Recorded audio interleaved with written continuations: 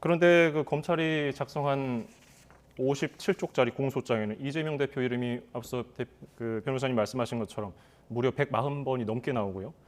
지시했다거나 승인했다는 표현도 10번 넘게 나오거든요. 그런데 공범으로는 적시가 되지 않았어요. 이건 어떻게 봐야 될까요? 근데 이제 공소장 내용을 네. 그대로라고 한다면 이제 검찰이 공소장 내용을 어느 정도 확신했으니까 공소장을 기재를 했을 거 아니에요, 내용을. 예. 그런다면 사실 이제 공범관계 되는 게 맞아요. 이제 그럼에도 불구하고 왜 공범관계로 적시를 하지 않았을까? 이제 그 부분은 상당히 좀 약간 의아한 부분이 있어요. 그래서 뭐 여러 가지를 얘기할 수가 있죠. 물론 뭐 이재명 대표에 대한 뭐 어떤 증거가 아직은 입증에 이를 만큼 확실하지 않을 수도 있다고 볼 수 있고요. 그 다음에 하나는 이재명 대표가 사실 아직 조사를 받지 않았잖아요. 예. 그래서 이재명 대표가 조사를 받기 전에 이미 공소장에다 이제 공범으로 적시해 버리면 이것은 기소를 하겠다는 것이 너무 명확해지거든요.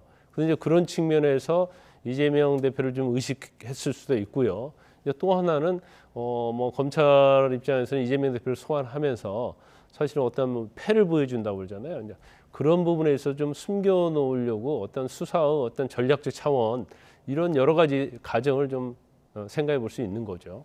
예.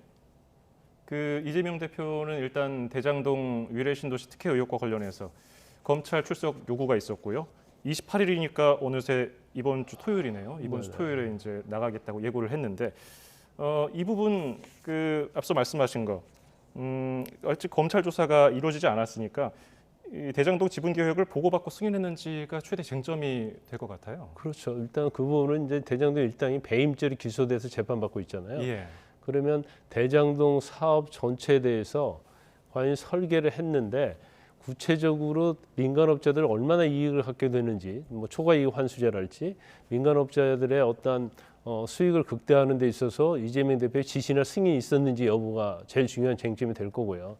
그다음에 이제 중요한 것 중에 하나가 이제 대장동 개발 이익과 관련해서 이익 분배에 있어서 이재명 대표가 거기에 관여를 했느냐. 지금 아까 말씀드린 것처럼 김만배가 가지고 있는 절반의 지분을 이재명 대표가 갖는 걸로 어떤 승인을 했느냐. 이 부분이 가장 검찰에서 조사하는 큰 쟁점이 될 겁니다. 예.